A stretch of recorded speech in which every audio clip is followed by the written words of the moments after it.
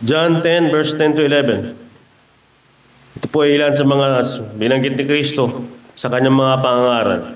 Andyan po ay mga sulat ni Apostol Juan the Beloved, John the Beloved patungkol sa Panginoon. Isa sa mga apat na gospel, isa sa mga gospel at na tumutukoy, nagpapakilala sa Panginoon sa Kristo. Kung sa mga gospel po, mga books sa Bible, ang apat na gospel, the four books of the gospel, siyan po ang nagpapakilala sa Panginoon.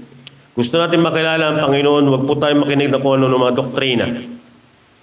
Di po tayo makikinig ng mga sabi-sabi ng tao. Di po tayo titingin kung ano mga booklet na ni-imprenta, nilimbag. Uunahin po natin yung mga sinulat na mga naka-fellowship ng Panginoon. Yung mga nakasama ni Kristo na siya nabubuhay pa sa kanyang earthly ministry, siya kumikilos dito sa lupa. Ang apat na gospel na sinulat nila, Mateo, Marcos, Lucas at ni Juan. Dito po sa John 10 to 11, sa mga sulat na ito, binanggit po rito ang dalawang klase. Dalawang klase ng mga taong may kinalaman sa mga tupa. John 10 verse 10 to 11, may binanggit tungkol po sa mga magnanakaw. Binanggit din po dyan sa John 10 verse 10 to 11, yung tungkol sa mabuting pastor. Ano ba itong mga katangian ng dalawang binanggit sa John 10 verse 10 to 11? Sino pinapatungkulan ng mga talatang ito? Ano ba ang bigat nito sa mga buhay natin? Ano implikasyon nito para sa mga Kristiyano? Kahit sa panahon to, mayroon layunin ng Diyos, ba't niya pinire-remind ang mga Kristiyano? Bakit kailangan ng mabuting pastor? Bakit kailangan ng shepherd sa mga Christians? O bakit kailangan malaman natin na mayroon palang magnanakaw? Mayroong mga kumikilos sa buhay ng mga simbahan at buhay ng mga mananampalataya, minsan buhay ng mga Kristiyano nakikipag-interact sa sanlibutan. Mayroon palang mga magnanakaw na dapat ay mababalaan ang mga Kristiyano. Ilan po mga puntos patungkol sa magnanakaw? Binanggit po yan sa John 10 verse 10. Hindi pumaparito ang magnanakaw, kundi upang magnakaw at pumatay at pumuksa. Yan po ang katangian ng magnanakaw. Pumatay, magnakaw at pumuksa. Thief. Thief and robber. To steal, kill, and destroy. Binanggit din siya sa verse 1, chapter 10, verse 1. Binanggit po sa talata, katotohanan sinasabi ko sa inyo, ang pumapasok sa hindi pintuan ng kulungan ng mga tupa, kundi umakat sa ibang daan, ang gayon ay tulisan at magnanakaw. Binanggit ni Kristo. Totoo naman. Oo. Ayon sa literal na pagkaka-describe ni Kristo Jesus tungkol sa isang kulungan ng mga tupa, hindi dumadaan sa pintuan, ay hindi lehitimong pag-alaga o may kinalaman sa mga tupa. Kagaya sa mga tahanan, sa mga paligid ng community, pag ang tao dumaan sa bintana mo, hindi yan bisita. Hindi yan parte ng sambahayan mo. Pag ang tao dumaan sa bubong mo, binutas ang bubong mo, pinasok ang bahay mo, kinuha yung kadiyero mo, ninakaw yung cellphone mo naka-charge, hindi parte ng sambahayan yun. Ang tawag doon ay magnanakaw. Sapagkat ang magnanakaw, binanggit sa chapter 10 verse 1, na mga walang ibang ginawa to steal, kill, and destroy. Ano po ang mga maling paniniwala tungkol sa mga verse na to? Ginagamit nila ang verse na to, kagaya sa maraming mga Kristiyanong simbahan, ito ay tumutukoy kay Satanas. Direkta nilang kinukunik kay Satanas daw itong to steal, kill, and destroy. Pero meron pinapatungkulan si Kristo. Sa context po ng chapter, sa sulat po ni John, meron pong context po na binabanggit po rito. Makikita po natin yan sa John chapter 9 verse 40 to 41 bago po pumasok ang chapter 10. Tandaan po natin, ang Bible po ay koleksyon ng mga aklat o mga liham o mga sulat. Hindi siya sa original na magkakasulat sa kanya, pagkakabigay ng banal ng Diyos sa pamamagitan ng banal na Espiritu, ay naka-subdivided sa chapter and verses. Nung basulat po ang Bible, nung sinulat po ang Scripture, isang buong diretso po yan. Nakabalumbon ng mga rolyo ng mga kasulatan. Kaya nga, meron pong konteksto. Ibig sabihin, merong mensahe, merong mga pakahulugan. May kinalaman po yung unang mga verses, may kinalaman yung mga susunod na mga verses. Yan po ang pag-aaral ng Biblia. Hindi po tayo nag-aaral ng Biblia, kukuha lang ng mga pira-piraso, tapos gagawa tayo ng doktrina. Maling aral po yun. Maling aral po yun. Diyan po nagkaroon ng mga maling doktrina. Diyan po nagkaroon ng mga maling paniniwala. At diyan nagkaroon ng mga maling simbahan. Si Kristo nagturo sa pamamagitan ng mga apostoles na nag-record. Isang buong konteksto ang mga libro ng Biblia. Para hindi po tayo ma-confuse. Sapagkat ang Diyos hindi author ng confusion. Hindi po siya author ng pagkakalito o pagkaagulo. Hindi po siya magbibigay ng talata, pira-piraso, para magkaroon po tayo ng maling paniniwala. Binabanggit po sa John 10 verse 10 na hindi po nga pa rito ang magnakaw, kundi upang magnakaw, pumatay at pumuksa. Hindi po yan tumutukoy sa dyablo. Hindi po ang dyablo yan. Basahin po natin yung John 10 o John 9 verse 40 hanggang 41. Yaong mga Pariseo na kasama niya ay nangakarinig ng mga bagay nito at sinabi sa kanya, kami baga naman ay mga bulag din, sabi ng mga Pariseo. Sa kanila ay sinabi ni Jesus, kung kayo ay mga bulag, ay hindi kayo magkakaroon ng kasalanan. Datapwat ngayon sinasabi ninyo, kayo ay nangakakakita, nananatili ang inyong kasalanan. Yan, sinabi ni Kristo. May kaugnayan kasi yung binanggit ni Kristo sa 39. Sinabi ni Jesus, sa paghatol na parito ako sa sanlibutan ito upang ang mga hindi nakakakita ay mga kakita at upang ang mga nakakakita ay maging mga bulag. Isip ng mga Pariseo, alam namin ang kautusan, alam namin ang batas ni Moises, alam namin ang pamamaraan sa Diyos. Di dapat hindi kami mga bulag. Sabi niyang mga Pariseo, kami ba'y mga bulag din? Parang sinasabi mo na kami hindi nakakakita. Pero sinabi ni Kristo sa kanila, sinabi niyo hindi kayo bulag. Nagmamatuwid kayo sa iyong sarili na alam niyo lahat ng kalooban ng Diyos. Alam niyo pinapagawa ng Diyos. Pero sa totoo lang, kayo ay mga bulag. Nananatili kayo sa inyong mga kasalanan. Dumating si Kristo para yung mga bulag makakita. Yung mga makasalanang totoo, magkaroon ng tunay na pagkakakita sa katotohanan. Mga bulag dati sa kanilang mga dating pamumuhay kasalanan, magkaroon ng pananaw sa Diyos, makita ang totoong Diyos. Makita ang kaligtasan, magkaroon ng panibagong pananaw sa buhay. Yan pong ginagawa ng Panginoon. Kaya nga po yung John 10:10 na tinuturo ng maraming mga simbahan, lalo ng mga Christian church, hindi po yan tumutukoy sa dyablo. Tumutukoy yan sa mga Pariseo na mukha na nagpapanggap na marurunong at matutuwid, pero sila sa paningin ng Diyos ay bulag. Hindi sila nakakakita. At ang gawain nila, sabi ni Kristo, ang binanggit sila ni Kristo, sila yung mga magnakaw, steal, kill, and destroy. Ano ba itong background ng mga Pariseo na to? Sa history ng mga Hudyo, alam naman natin ang pasimula ng mga Hudyo sa panahon nila Moises. Si Moises, kasama ng kanyang mga leader, kasama ng mga judges na kanyang tinalaga din, kasama rin ng mga matatanda sa kongregasyon ng Israel. Ang mga leader talaga niyan, yun, sila Moises, mga pangunahing leader, sila Joshua, sila Aaron. Mayroong mga Levita, may mga tagahawak sa templo, may mga temple singers, may mga temple workers. Kailan pumasok po sa kasaysayan ng mga Pariseo, pero hindi yung grupo na Saduseo, nababasa po natin. Ano po bang mga klaseng tao to? Pagpasok po ng New Testament, meron pong period po niyan sa pagitan niyan na hindi recorded ng banal na kasulatan. Tinatawag po yun na silent years. 400 years po na mahigit. Sa 400 years yan, sa pagpasok po ng New Testament at pagitan ng Malakay at saka yung huling book na nakabalik po ang Israel mula sa pagkaalipin sa Babylonia. Pinabalik sila ng Diyos. Nag-backslide sila pero pinabalik sila ng Diyos. Bakit? Mabiyaya po ang Diyos. Siya ang nagbabalik ng tao niya. Siya ang tumutulong sa mga tao niya para makabalik sa pananampalataya. 70 years po lang silang pinahirapan. Nakarecord po sa mga libro ng mga propeta, major and minor prophets. 70 years sila pinahirapan sa Babylonia.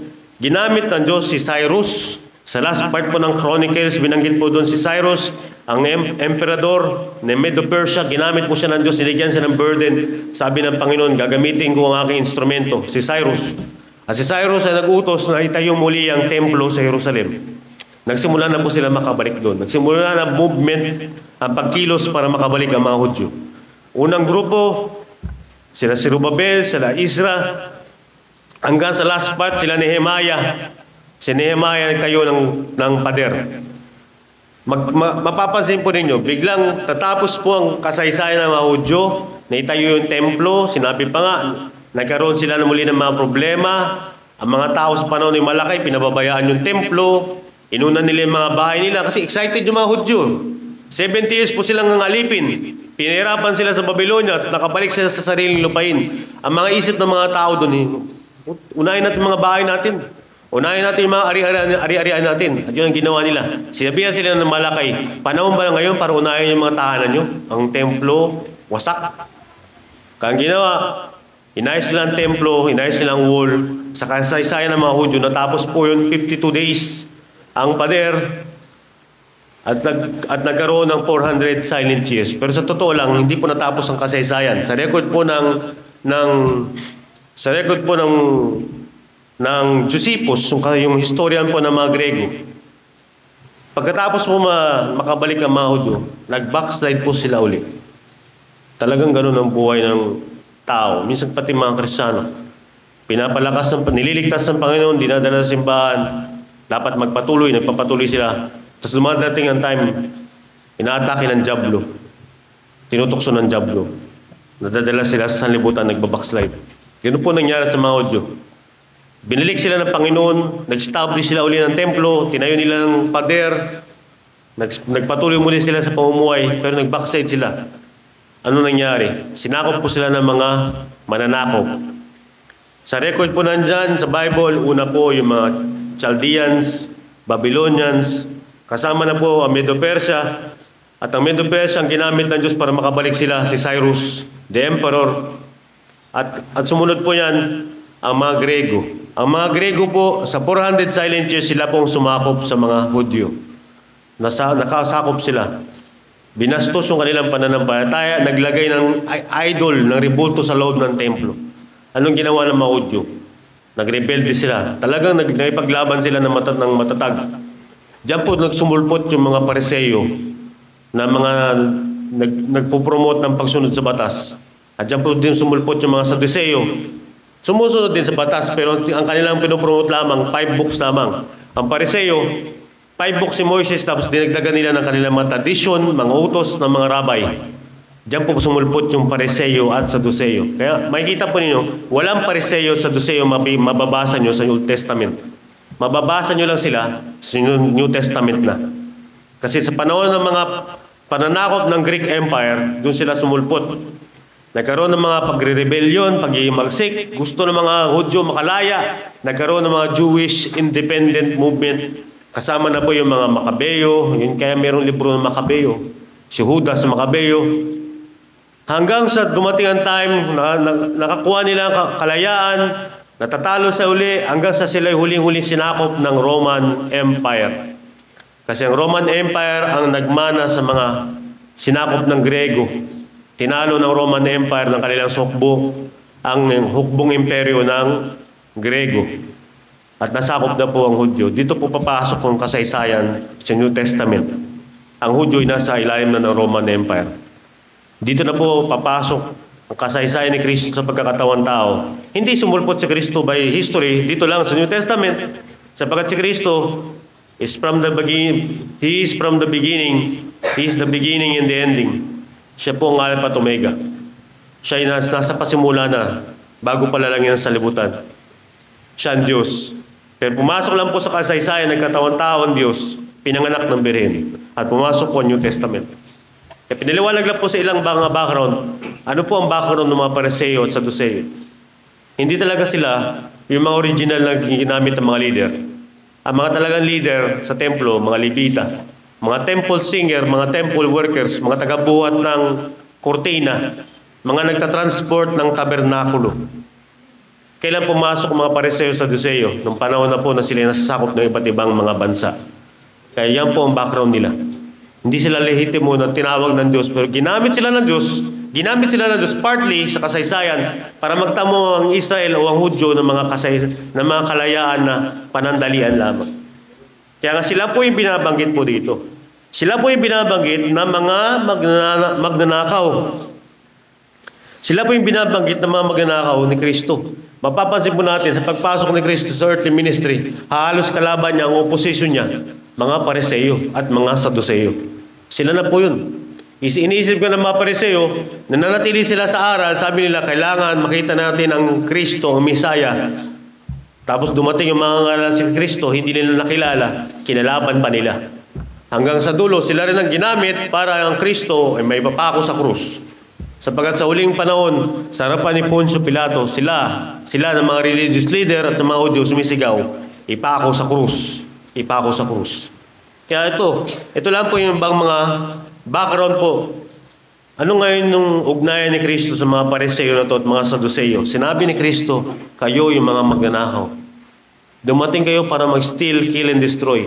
Ang Diablo sa totoo lang, ginagawa niya sa buhay ng mga Kristiyano. Hindi na tayo nanakawan ng kung anong bagay. Nananakawin na tayo mga spiritual na bagay sa atin. Sabi ng Mateo 13. Pero ang Diablo magpapayaman sa Kristiyano para maalis ka sa pananampalataya. Ang Diablo, hindi niya target mo na patayin ka. Ang Diablo, bibigyan ka ng buhay para ma-divert ka sa buhay mo sa Diyos. Oo, pera ka niya ng maraming opportunity. Bibigyan ka niya ng maraming blessing, kagaya sinabi niya kay Kristo. Ibibigay ko sa ang mga kaharian na ito. Sumamba ka lang sa akin. Pero maraming Kristiyano sumasamba kagad sa Diablo. Kapalit ng pera, kapalit ng malaking mga business opportunity, kapalit ng kasikatan sa Facebook, nagbabloging mga Kristiyano, at kinukuha nila yung binibigay ng Diablo. Fame, honor, riches, and glory. Ang plano ng Diablo, hindi ka muna wasakin sa ngayon. Bibigyan ka niya, o pera ka niya, papasarapin ka niya. Because sabi ng 1 Peter 5:8, be sober, be vigilant, because your adversary, the devil, as a roaring lion, walketh about seeking whom he may devour. Palibot-libot lang siya sa mga Kristiyano. Para sakmalin niya. Hindi sakmalin para maging kanya. Kaya sabi ng 1 Timothy, nasa salikop sila sa trap ng Diablo. Sila na mga nabaling ang kanilang pananaw, na sana sila ay nagsisisi, nagbabalik loob sa Diyos. Pero ang sabi ng Timothy, nasakop ng patibong, natrap sila ng Diablo. Kaya John 10, verse 10, wrong usage po yan, wrong ng pagkagamit, na ikukunik po natin sa Diablo yan. Ang Diablo, hindi po siya yan. Binabanggit po dyan, yung mga Pariseo, itutukoy ni Kristo sa Mateo 9, 40-41. Direct ang pinapangaralan ni Kristo mga Hudyo. Yan ang mga magnanakaw. Imbis na dalhin kayo sa pananampalataya sa Diyos, dinadala kayo sa maling paniniwala. Dumating na ang Kristo, nilalayo pa kayo sa Kristo. Dumating na ang Kristo para magturo ng biyaya. Ang mga Pariseo, tuturuan pa kayo na tuparin, bigyan ng pagsunod ng batas para magkaroon ng kaluwasan, sabi sa Bisaya. Magkaroon ng kaligtasan ng kaluluwa.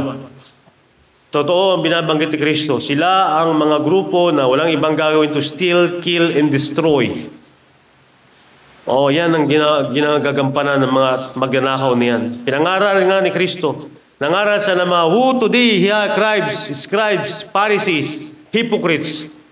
Binibigyan ng mabibigat na mga kautusan ng mga balo. Binibigyan ng mabibigat na kautusan ng mga tao para lumapit sa Diyos. May mga burden. Pero kayo naman, hindi nyo maitaas yung inyong mga kamay para tulungan sila ng mga nabibigatan. Kaya sinutukoy ni Kristo, yan yung mga Pariseo na yan, to steal, kill, and destroy. Sinabi ni Jesus ito pa sa mga Pariseo, sila yung mga bulag.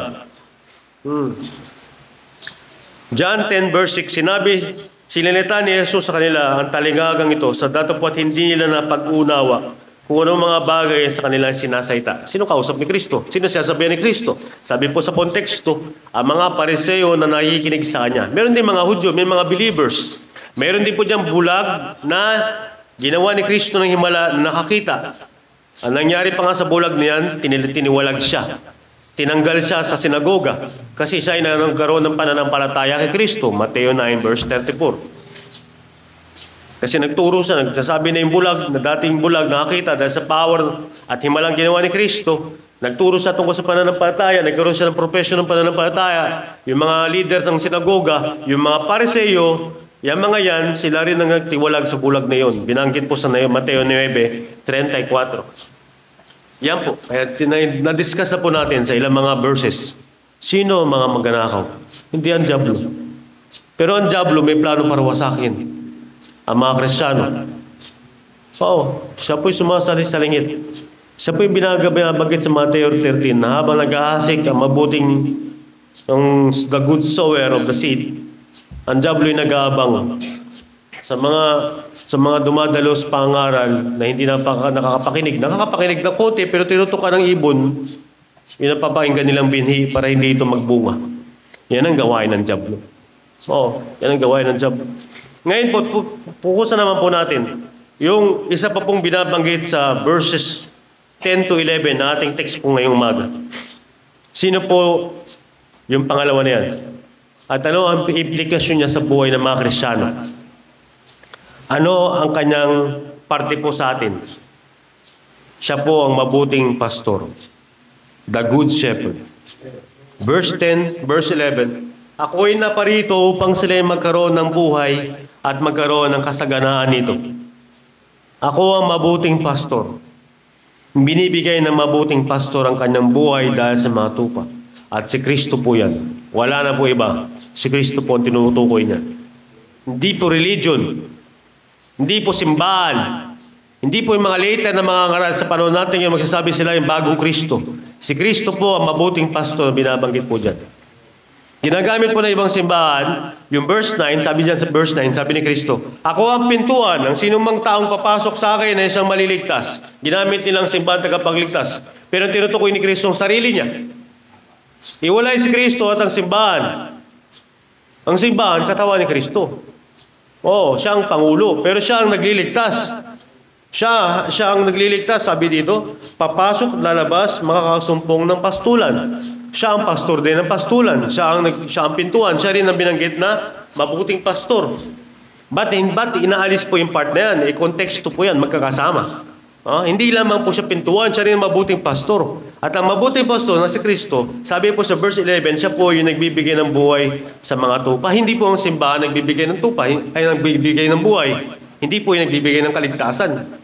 Ang pintuan at ang mabuting pastor, iisa lang, si Kristo po yun. At ang pintuan na yan si Kristo, ang sino mang pumasok sa Kanya, maliligtas sa paanong paraan. Siya nagbibigay buhay, sabi po ng verse 11. Yan po ang pamamaraan. Hindi po pagpapamembro. Hindi pagpapamembro. Gusto kang kaligtasan yung pagpapamembro. Paano yung mga tinitawalag nila? Paano yung naging membership? Di walang power ng membership.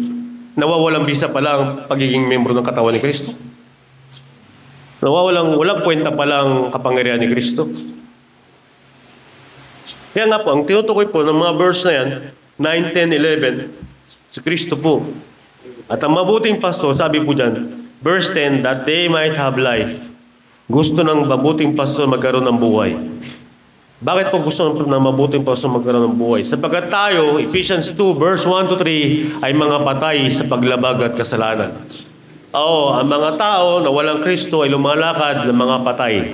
Sasabihin ng mga pilosopo, patay, may lakas nga kami, meron kaming hanap buhay, araw-araw kaming kumikilos, nalalakbay kami, may mga malalayo kami mga paglalakbay, meron kami mga pinagsisikapan, pinagpapagalan. Pero sasabi ng Bible, spiritually dead ka in your sins and trespasses. Ephesians 2, verse 1 to 3.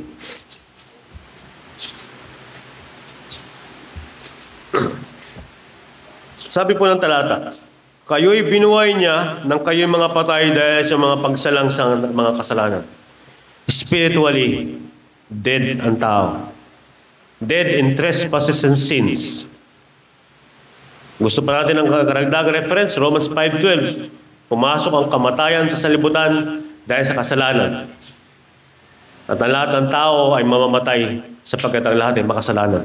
Romans 5:12. Verse 2, Ephesians 2, verse 2, inyong nilakaran nung una ayon sa lakad ng salibutang to, ayon sa Pangulo ng mga kapangyarihan ng hangin, Espiritu na ngayon ay gumagawa sa mga anak ng pagsuway. Lumalakad yung mga spiritual dead na tao sa mga kalooban ng Espiritu na gumagawa sa mga anak ng pagsuway. Espiritu ng dyablo. Sapagkat walang ibang magtuturo sa atin. Kung ang Espiritu Santo na nananaan sa atin, magiging masunurin tayo sa Diyos. Kung ang espiritu ng diablo ang siya naghahari sa atin, kaya tayo mga masuwayin sa Diyos. Kaya tayo mga anak ng pagsuway. Yan binabanggit sa verse 2, mga children of disobedience. Kaya ginagawa ng taong gusto nilang gawin. Kaya ginagawa ng tao yung mga bagay na alabag sa Diyos. Verse 3, sa gitna ng mga yaon, tayo rin naman ng ibang panahon ay nangabubuhay sa mga kahalayan ng ating laman. Ating ginagawa mga pita ng laman at ng pag-iisip. Tayo nooy katutubong mga anak ng kagalitan, gaya naman ng mga iba. Yan ang totoong kalagayan ng tao. Kaya sinabi ni Kristo sa John 10 verse 11, I am come that they might have life. Gusto na Diyos mabuhay tayo at mabuhay tayo sa Kanya. Patay tayo sa kasalanan. Yun ang dahilan kahit ng tao may Bible, magbigay tayo ng Bible sa buong sanlibutan. Hindi nila maintindihan ng banal na kasulatan. Sapagkat sinabi ng 1 Corinthians 2:14, ang sabi po ng talata, yun po dahilan. Kahit basahin yung Bible na parang comics, hindi nyo maintindihan ang meaning. Hindi nyo makikita si Kristo. Para lang sa history book. Na nag-aaral kayo sa high school, nag-aaral kayo ng social studies, para sa history book. Pero sabi ng Korinto, 1 Corinthians 2:14, ngunit ang taong ayon sa laman ay hindi tumatanggap ng mga bagay ng Espiritu ng Diyos, sapagkat ang mga ito ay kamangmangan sa Kanya, at hindi niya na nauunawa, sapagkat ang mga yaon ay sinisiyasat ayon sa Espiritu. Ang mga taong ayon sa laman hindi tatanggap ng mga bagay ng spiritual. Kagaya ng Bible, maunawa mo to sa laman? Hindi po. Ito yung mga bagay tungkol sa Diyos. Ang Bible ay salita ng Diyos. Hindi po ito libro na naglalaman ng salita ng Diyos. Ang Bible ay mismong salita ng Diyos. The Word of God is quick and powerful, sharper. Buhay, mabisa, gumagawa po ito. At nakaka-discern ng ating mga intention at mga saloobin ng tao. Yan po ang dahilan bakit ang tao sa laman hindi makakaintindi ng Biblia. Kaya nga kahit magpa-imprenta pa po tayo ng maraming Bible, imudmod na natin sa lahat, sa ospital, sa mga kulungan, mga bilangguan, sa mga eskwelahan. Hanggat ang tao hindi nabubuhay sa Diyos, hindi niya pahalagan ang salita ng Diyos. Magiging libro lang yan sa bahay. Maaalikabukan. Magiging display lamang po yan. Minsan, ginagawa nga pamana sa mga henerasyon. Pero hindi sila nagmamana ng buhay na walang hanggan. Mga kapatid. Dumating si Kristo para magkaroon ng buhay. John 10, verse 10. Ako'y naparito upang sila magkaroon ng buhay. Because we are spiritually dead. Sa totoo lang. Patay tayo spiritually. Kalaban tayo ng Diyos. Romans 1:18. Dadalhin tayo ng Diyos sa impyerno. Salmo 7:11, sapagkat siya'y galit sa masama. God is angry with the wicked every day. At tatapon niya ang mga masuwain sa impyerno. Salmo 9:17. Ang daming mga verses patungkol sa bagay niyan. Pero maraming tao, parang sabaw na pinapalabnaw ang mensahe ng Ebanghelyo. Pinapalabnaw nila ang mensahe ng Ebanghelyo. Nagiging biro-biruan na lang impyerno. Hindi nagiging mabigat ang turo sa kaligtasan ng kaluluwa. Sabi nila, ang kaligtasan ay dahil pag-ibig na lang ng Diyos. Magkaroon ka ng simbahan, mamahalin ka na ng Diyos. Pero sinasabi ng Biblia, ang Diyos ay napupuot sa masama, araw-araw. Ang puot ng Diyos na hayag mula sa langit laban sa lahat ng kasamaan at kalikuan. Romans 1:18. Kaya diretso at talagang may kasiguraduhan dadalhin niya ang makasalanang tao sa impyerno. At hindi po biro-biro yun. At ang Ebanghelyo hindi biro-biro. Yan ang Ebanghelyo nakakatisod. Masakit. Kaya hindi pwede po sa Facebook, mapaplug down ka. I-report ka, i-reklamo ka, at hindi ka na maagamit, marirestricted ka pag sinabi mong ganyan Ebanghelyo. Pwede Ebanghelyo na mababaw. Pero hindi ganyan siya sabi ng Bible. Amen. Buhay na masagana. Verse 10, they might have life and they might have it more abundantly. Verse 10, John chapter 10. Gusto ng Diyos maging masagana ang buhay natin.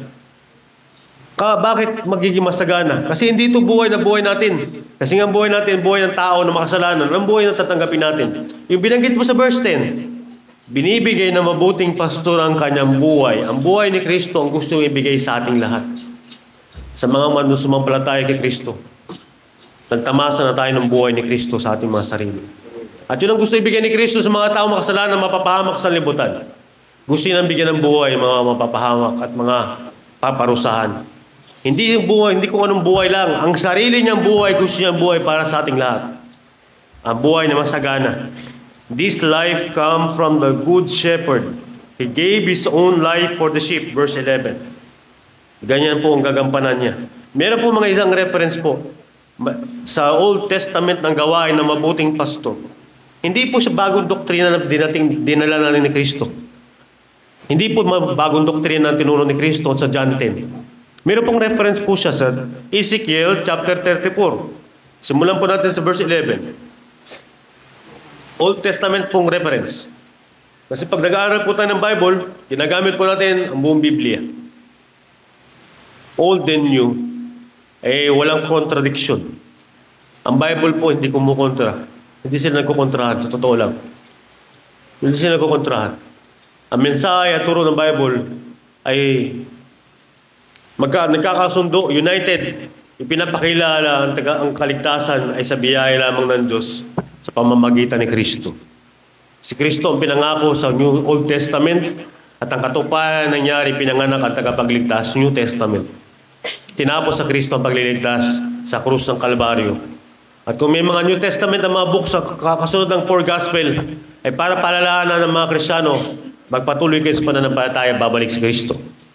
So, ito po ang mga reference po niyan. Ano po yung mabuting pastol na binabanggit sa Old Testament? Ezekiel 34 verse 11. Sapagkat ganitong sabi ng Panginoong Diyos, narito ako sa mga tuwid bagay ako, sisiyasat ng aking mga tupa at aking hahanapin sila. Kasi meron pong mga unang verses yan, yung binabanggit na hindi tapat na mga pastor ng Israel, verse 1 hanggang 10. Sino yung mga hindi tapat na pastor ng Israel? Sila yung mga religious leaders na hindi na ginawa yung trabaho nila. Sino yan? Yung mga nagtatrabaho sa templo, mga nangangaral patungo sa Panginoon, nagtuturo dapat ng tamang pagsunod ng mga taong Hudyo. Pero anong nangyari? Pinabayaan nila ang kanilang mga gawain. Hindi nila ginampanan ng gawain nila sa harap ng Diyos. Kaya ang ginawa ng Panginoon, siya sabi niya, kayo mga hindi tapat na mga pastor ng Israel, nagkulang kayo, nagkamali kayo, hindi niyo ginampanan ng gawain. Kaya sabi sa verse 11, ako na mismo ang hahanap ng aking mga tupa.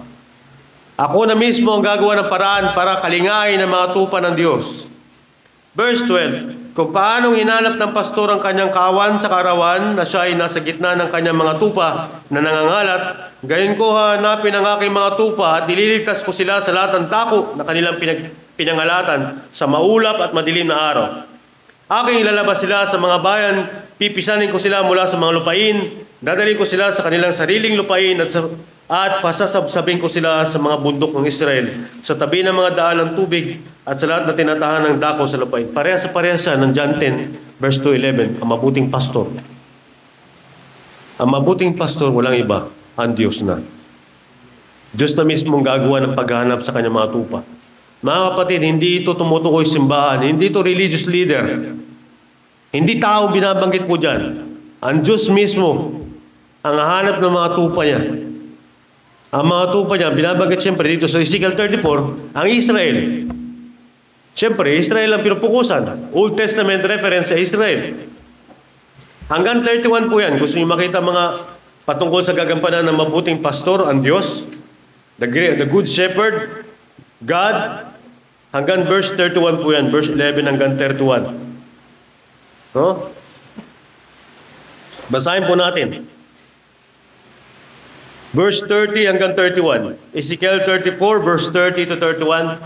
At kanilang malalaman na akong Panginoon nilang Diyos ay sumasa kanila. At sila na sangbahay ng Israel ay aking bayan, sabi ng Panginoong Diyos. At kayo mga tupa ko, na mga tupa sa aking pastulan ay mga tao, at ako'y inyong Diyos, sabi ng Panginoong Diyos. Ang Diyos na ang hahanap ng mga tupa niya. Ang Diyos ang siyang kakalap at hanapin niya ang kanyang kawan. Ang Diyos ang siyang talagang mabuting pastor. Amen. Yan po ang Old Testament reference. Anong pangako ng mabuting shepherd? Meron pa pong ilang binabanggit po si Kristo. Balikan po natin John 10. Ano ang pangako ng mabuting pastor na si Kristo? Kaya nga, kung kung kukunik po natin Ezekiel 34 tsaka John 10, sinasagot na rin po niya yung isang tanong, ano si Kristo? Si Kristo ang Diyos. Sapagkat kung ang Diyos na sa binabanggit sa Ezekiel 34 ang sangahanap ng kawan ng mga tupa, sinabi ni Kristo sa John 10 na siya ang mabuting pastor, na makakaliangain niya ang mga tupa niya, bibigyan ng buhay. Patunay lamang, pagbanggain po natin yung dalawang verse na yan sa magkabilang book. Old Testament na Ezekiel 34, New Testament na John 10, patunay lamang si Kristo ay Diyos. Si Kristo ang Diyos na maghahanap ng kanyang tupa. Hindi tao. Bakit? Sinong tao pwede magbigay ng buhay para sa mga tupa? Na pwede magresulta ng buhay na walang hanggan? Walang tao makagawa nun. Ang buhay natin ay para sa atin lang. At mananagot tayo sa Diyos sa ating mga kasalanan. Kaya nga hindi pwede na merong sabihin, ako'y mabuting tao, mamamatay ako para sa buong daigdig. Ikaw mananagot ka lang sa sarili mong kasalanan. Pero merong Diyos ng katawan tao pwede managot para sa kasalanan sa libutan. Ang kordero ng Diyos. Sinabi ni John the Baptist, ang kordero ng Diyos na nag-aalis ang kasalanan ng sanlibutan. Amen. Amen. Kaya John 10, anong pangako ni Kristo? John 10 verse 28, sabi po ng talata. Simulan po natin sa verse 27. Dinirinig ng aking mga tupa ang aking tinig, at sila'y aking nakikilala, at sila'y nagsisisunod sa akin. At sila'y binibigyan ko ng walang hanggang buhay. Kailanman hindi sila malilipol, hindi sila agawin ng sinuman sa aking kamay. Walang hanggang buhay ang binibigyan ng mabuting pastor, si Kristo. Hindi sila malilipol, wala ng pagkawasak. Eternal security, in other words, sinuturo ng maraming Baptist. Yan po talaga tinuturo niyan. Hindi mapapahamak ang nakay Kristo. Hindi sila maagaw sa sino man sa aking kamay.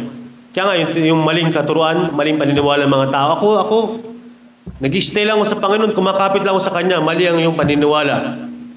Kaibigan, ang Diyos ang umahawak sa atin para huwag tayong mapahamak. Oh, hindi tayo kumakapit sa Diyos. Kasi totoo lang, natural na tao, rebelde sa Diyos. Romans 3, sabi ng talata, walang humahanap sa Diyos. Wala ni isa. Wala. Lahat naging magsik. Lahat ay humahanap ng kanyang sariling daan. Lahat ay napariwara. Walang lalapit sa Diyos.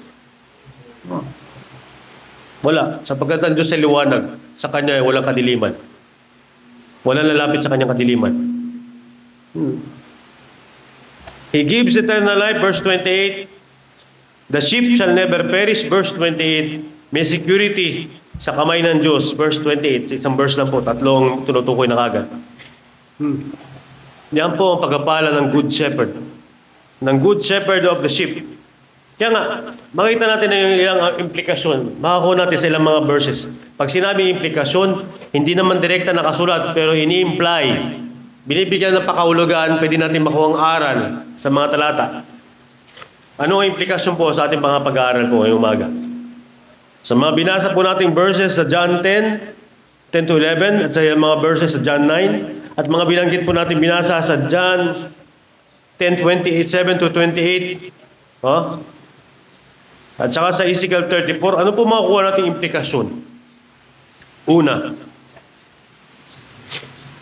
kung si Jesus ang ating mabuting pastor, siya lang ang gumawa ng paraan para makakita tayo.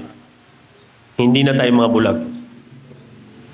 Verse 39, chapter 9. Sapagkat naparito siya, para yung mga hindi nakakakita, ay makakita. At tayo yun, spiritually dead, spiritually blind, nagkaroon ng buhay sa Kanya. Dati hindi natin nakikita ang Diyos, hindi tayo makakalapit sa Diyos, pero nung tayo ay niligtas sa pamamagitan ng ginawa ni Kristo, at tayo pinanahan ng Espiritu Santo, sila ng mga pinanahanan ng Espiritu Santo ay makakatawag na Ama. For as many as receive Him, to them gave Him power to become the sons of God. At lahat din ng mga pinanahan ng Espiritu Santo, sila rin ang tatawag sa Ama. Sila. Kaya nga si Kristo ang ating mabuting pastor. Implikasyon, hindi na tayo mga bulag, mga kapatid. Nakakita na tayo at nakikita na natin ang Diyos sa mga buhay natin. Nakikita natin ang mga gawa ni Kristo. Nakita natin ang mga gawa ng biyaya ng Diyos sa mga buhay natin. Hindi tayo mga bulag na para tayong walang alam sa mga buhay natin. Nakita natin araw-araw ang gawa ng Diyos sa mabuti. Nakita natin maging yung atake ng Diablo na para ma-warning na tayo kagad. Hindi na tayo mga bulag na para mga kabayo na mayroong tapalodo sa mata. Ganyan ang mga nagpapakalalang Kristiyano na hindi naman nila kilala ang Diyos. Para mga kabayo na may harang ang mata, hindi nila alam kung saan sila papunta. Kung saan sila hatake ng hinete, ng kutsero, doon sila pupunta. Hindi ganyan ang mga Kristiyano, hindi ganyan ang plano ng Diyos. Ang gusto ng Diyos, hindi blind obedience. Ang gusto ng Diyos, sumunod ka dahil nakita mo ang katotohanan sa Kanya. Bakit? Pansinin po ninyo, sumasamba po tayo, lahat po pwede magbukas ng Bible. Ito po ay pinagbabawalan. Hindi lang po isa naghahawak ng Bible para magturo sa inyo. Lahat kayo pwede humawak ng Bible. Dalhin yung Bible nyo sa tahanan nyo. Managana sa itanan sa mga pamilya nyo, tahanan nyo. Hindi tayo mga bulag. Wala tayong blind obedience. Wala tayong mga sakramento na tinuro para sundin natin na hindi naman alam natin background. Maraming ganyan. Mga sarado, kandado, pero hindi nila alam mga pinanggalingan ng mga sakramento. Sabi nila, sakramento to pa rin para magkaroon ng katuwiran, maging matuwid sa harap ng Diyos. Paano mo matutupad ang lahat ng sakramento na maging celibate ka at na maging married ka? Pwede mo pagsabayin yun? Magpakasal ka muna, tapos mag-divorce ka at natupad muna yung sakramento? Mali. Walang magiging matuwid. Sabi ng Bible, walang sa batas, walang sino mang tao mapapawalang sala sa harap ng Diyos. May verse po niyan? Meron po. Galatia chapter 2.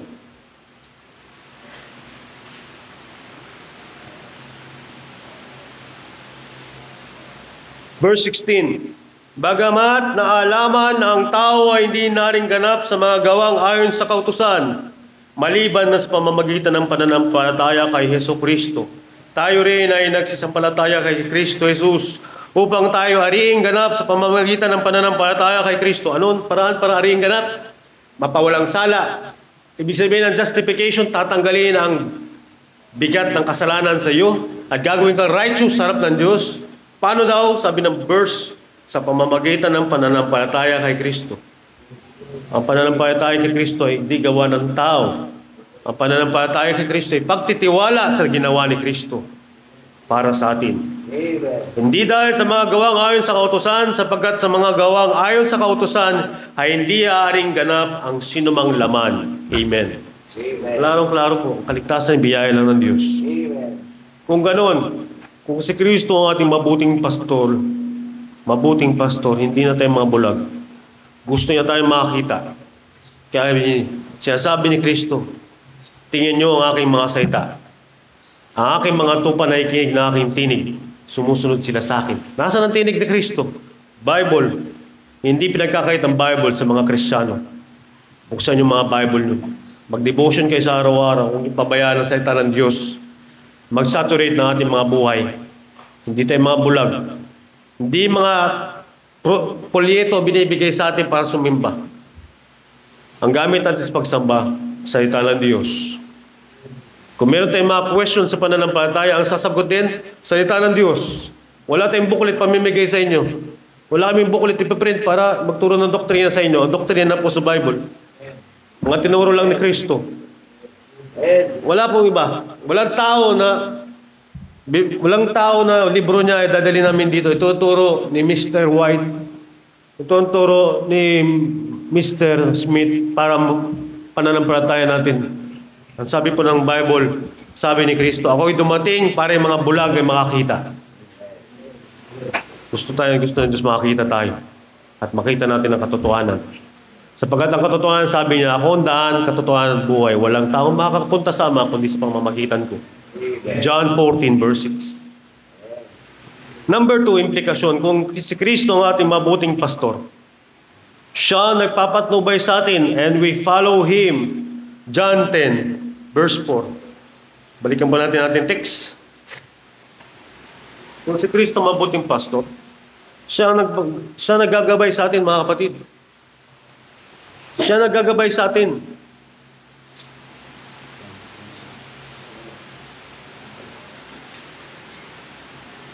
Pagka nailabas na niya lahat ng sariling kanya, pinangungunahan niya sila at nagsisisunod sa kanya ang mga tupa, sapagkat nakikilala nila ang kanilang tinig. Nakikilala nila ang tinig ng mabuting pastor. Kaya nga, kung si Kristo ang ating mabuting pastor, siya naggagabay sa atin, mga kapatid. Walang nagdidikta sa mga Kristiyano. Di tayo didiktahan. Walang hierarchy sa taas natin, magdidikta sa mga buhay natin. Tayo pinapatumayan ng Diyos pamagitan ng simbahan at ng kanyang salita at ng banal na espiritu na nananahan sa atin. Walang grupo na mananakot sa iyo na pag itong hindi mo ginawa, tatanggalin ka, mawawalan ka ng buhay na walang hanggan. Walang ganang sistema na sinasabi ng Bible. Ang sabi ng Bible, si Kristo, siya naggagabay sa atin, siya naghahari sa atin. Sabi ni Kristo, Mark 1:15, ang panahon dumating na ang paghahari ng Diyos ay narito na. Magsisi kayo at sumampalataya sa Ebanghelyo. Naghahari ang Diyos at siya nangunguna sa atin. Siya ang mabuting pastor. Kaya dapat ang tao, wala silang ibang susundan dapat, hindi mga spiritual leader, mga charismatic na leader, mga magagaling na leader na kung ano-anong relihiyon. Ang dapat nilang sundan, yung tinig ng mabuting pastor. Kasi mabuting pastor, hindi kayo nadadalhin sa kapamakan. Sabi ng Salmo 23, the Lord is my shepherd, I shall not want. He lead me to, basahin po natin. Mga kapatid, hindi niya tayo dadalhin sa kapahamakan. Kung si Kristo ang mabuting pastor natin, hindi niya tayo dadalhin sa kapahamakan. No? Ang Panginoon na aking pastor, hindi ako mangangailangan. Kanyang pinahihiga ako sa sariwang pastulan. Pinapatnubayan niya ako sa siping ng mga tubig na pahingahan. He restored my soul. Kanyang pinapanahuli ang aking kaluluwa. Yan yung mga ilang bagay ang ginagawa ng mabuting pastor. Sapagkat siya nagagabay sa atin and we follow Him. Kaya nga, totoo mga kapatid, mayroong mga pastor na binigay sa mga simbahan, kagaya dito sa Baptist Church, may pastor dito. Pero siyang ginamit ng Diyos, siyang binigay ng Diyos para, sabi ni Ephesians 4 verse 12, verse 11, for the perfecting of the saints, for the work of the ministry, for the edifying of the body of Christ. Ang totoo lang, ang pastor, hindi diktador ng mga Kristiyano. Yan naman madalas sabihin ni Pastor Jervis sa simbahan ito. Nangangaral siya, pero kayo magpapasya kung siya sa buhay niyo sa ita ng Panginoong Jesucristo. Kung lalabagin niyo, diaanihin niyo ang bunga. Sabi naman ng Hebrews 12, chapter 5, hanggang sa kasunod ng mga verses 5, hanggang sa kasunod ng mga verses, pinaparusahan ng Diyos ang kanyang mga inibig, pinapalo niya, tinuturing niya mga anak. Mapapakinggan natin ang pangaral mga kapatid. Pero hindi tayo dinidiktahan, walang coercion, walang pamimilit. Hindi tayo binibigyan ng puwersa para tuparin natin na may pananakot ang mga salita ng Panginoon sa Biblia. Pinapangaral ang salita, binibigyan tayong babala, binibigyan instruction.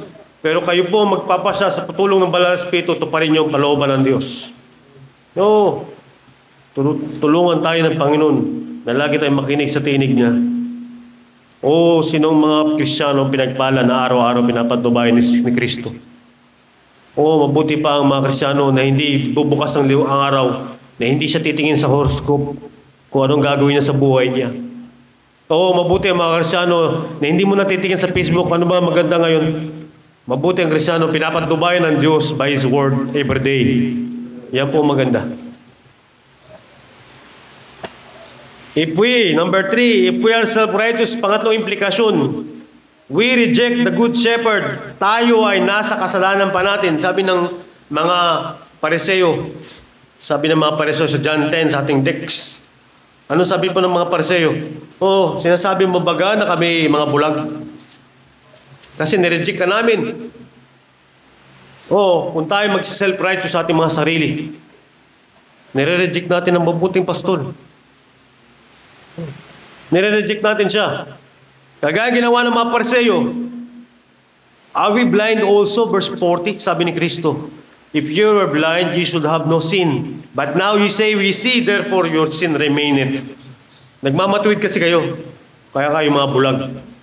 Kung inamin nyo na sa inyong sarili na mga bulag kayo noon pa, di sana dumating ako para magbigay ng pagkaunawa, pagkakita, at nagtamasa kayo ng katotohanan at nakikita nyo sana ang tagapagligtas.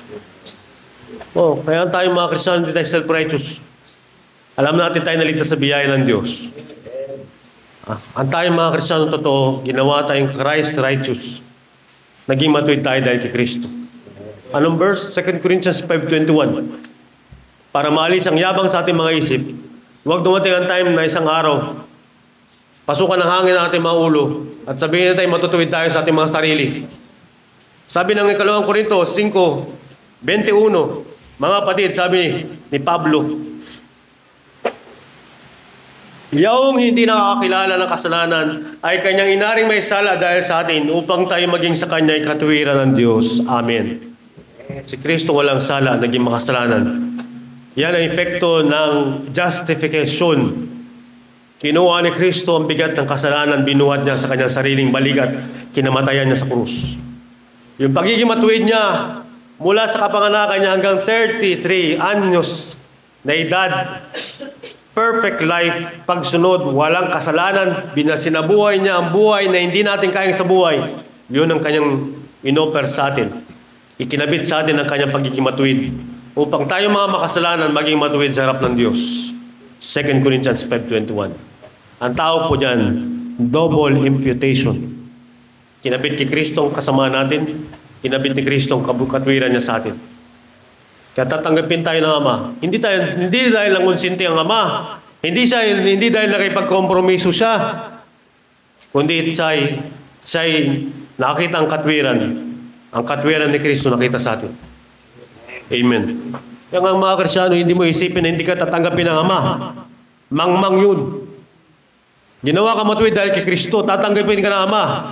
Pakinggan ng Ama, panalangin mo. Hindi ka sinumpa, hindi ka na sinalot. Mga kapatid, yan po ang alagayan natin. Kaya paalala sa atin, if we are self-righteous, we reject the Good Shepherd. Number 4, implication. Kung si Kristo ang ating mabuting shepherd, ang mabuting pastol, hindi niya tayo iiwan, poproteksyonan niya tayo.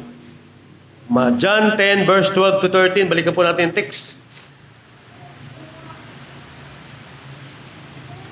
Ang nagpapaupa at hindi ang pastor, na hindi may-ari ng mga tupa, ay nakikitang dumarating ang lobo o yung wolf, asong gubat, at pinababayaan ng mga tupa at tumatakas at inagaw sila ng lobo at pinapangalan. Yung hireling, yung upahan, walang concern sa mga tupa. 13. Siya ay tumatakas sapagkat siya upahan at hindi pinagmamalasakit ang mga tupa. Anong gagawin ng mabuting pastor? Iingatan niya ang mga tupa. Poproteksyonan niya ng kanyang sarili, ang mga tupa niya. He will never leave us. He will protect us. Kaya nga yung mga verse na ginagamit ng maraming Kristyanan. I will never leave thee nor forsake thee. I-connect mo yun sa John chapter 10, maintindihan mo. Gagawin niya yun kasi siya ang pastor mo. Hindi yan yung cheesy na line lang. Hindi yan yung pang-quotation na madalas na kinakabit sa mga post sa Facebook. I will never leave thee nor forsake thee. Sapagkat siya ang mabuting pastor mo, ba't ka niya iiwan? Yun ang trabaho niya bilang pastor ng mga tupa. Hindi niya pababayaan mga tupa niya. Poproteksyonan niya, dadaling ngayon sa mabuting pastulan eh. Sabi sa Salmo 23, sabi ng Salmo 23, though I walk in the shadow of the valley of death, I will fear no evil. Thy rod and thy staff, they comfort me. Bakit? Poproteksyonan ng Diyos mga tupa niya kahit sa mga libis, mga bali, ng mga anino ng kamatayan, poproteksyonan ng Diyos mga tupa niya. Bakit? Siya ang ating mabuting pastor. Sinabihan nga niya mga tupa, mag-ingat kayo sa mga magnanakaw. Sila magnanakaw, steal, kill, and destroy. Ako mag-iingat sa inyo, bibigyan ng buhay. Bibigyan niya tayong buhay, pabayaan niya tayo. Ginawa ka niyang Kristiyano para pabayaan, mga kapatid. Ginawa ka niyang Kristiyano para mawasak buhay mo. Hindi po ganyan ang plano ng Diyos. Ang plano ng Diyos, magkaroon ka ng buhay at ingatan ka niya hanggang dulo. Kaya yun po ang kinakanta natin madalas sa awit natin na papuri ay sa Diyos lang. Di ba sa chorus, iingatan hanggang sa wakas. Kaya papuri sa Diyos lang. Ingatan tayo ng Panginoon. Sa pagkatupa niya tayo. Number 5, implication. Kung si Kristo ang ating shepherd, si Kristo ang ating mabuting pastor, kilala niya tayo at kilala natin siya. John 10 verse 14. Ako ang mabuting pastor. Nakikilala ko ang sariling akin at ang sariling akin ay kilala ko. Oh. Ang tupa ni Kristo nakakilala sa Kanya. At ang tupa ni Kristo, kilala ni Kristo. Hindi po alatsamba ng pananampalataya. Hindi po ito sasabihin ng tao na pag mamamatay ang tao, tatanungin mo siya, pag namatay ka, saan ka pupunta? Ligtas ka ba? Hindi natin alam. Tsaka natin malalaman sa kabilang buhay na. Ba't dito alam ni Kristo kung sino yung Kanya? Ba't kilala ni Kristo kung sino ang Kanyang mga tupa at iingatan niya? Hindi tamang aral, hindi natin alam, tsaka alatsamba at bukas na natin malalaman pag namatay na tayo. Ang sabi ng Lucas 16, pagkamatay ng mayaman, pag dilat na mata niya, impyerno at hindi purgatorio. Walang tsansa sa tao. Sapagkat sinabi ng Hebrews 9:27, tinakda sa tao minsan mamatay pagkatapos paghukom. Wala na pong tsansa, wala na pong second chance, walang court of appeals para apilahin yung kaso mo sa Diyos. Wala nang tagapagtanggol, walang mag-aabugas siya sa iyo, walang abogado para sa iyo. Yung si Kristo na tagapagligtas, siya rin na magiging tagahatol sa pagdating ng panahon pag nireject mo siya. Siya rin na magiging tagahatol sa huling panahon. Sabi ng Revelation 20, at meron nakaupo sa puting trono ng katulan at hahatulan niya mga tao ayon sa kanilang mga gawa. Ngayon, mga panahon to, nangangaral ng mga simbahan, magsisi kayo sumampalataya sa Ebanghelyo. Sa iban, ba't napakadali? Kailangan pagsikapan natin, sinasabi ni Kristo, hindi madali. Hindi madali ang kaligtasan kasi tinabaho na ng Diyos. If Jesus is our shepherd, He knows us and we know Him. Kilala tayo ng Panginoon. At naintindihan po natin, nakita po natin sa mga lesson ng Bible study, pagiging mapalad ng pagkakilala kay Kristo. Bakit? Sabi ni Pedro kay Kristo, ikaw ang Kristo, ang anak ng Diyos na buhay. Ano sabi ni Kristo sa kanya? Mapalad ka, Pedro, sapagkat hindi ito na-reveal sa iyo ng dugo at laman. Hindi mo ito napag-aralan sa seminary. Hindi mo ito natutunan sa Bible study. Hindi dahil may nagpunta sa bahay mo, tinuro sa'yo si Kristo. Ang sabi ng verse, Mateo 16:17, kundi sa pamamagitan ng Ama sa langit na kilala mo Kristo. Biyaya ng Diyos makilala natin ang tagapagligtas. Si Kristo lang paraan. Si Kristo lang paraan para ang tao makilala sa Ama. At ang Ama din ang paraan para makilala mo si Kristo. John 6:44. Buksan po natin. Malapit lang po dito. Ilang mga pahina. Ang sabi po ng verse, walang taong makalalapit sa akin maliban ng ang Ama nagsugo sa akin, ang sa kanila magdala sa akin. Sinong dadali ng Ama? Yung tao na gustong kumilala kay Kristo. Gustong makalapit kay Kristo.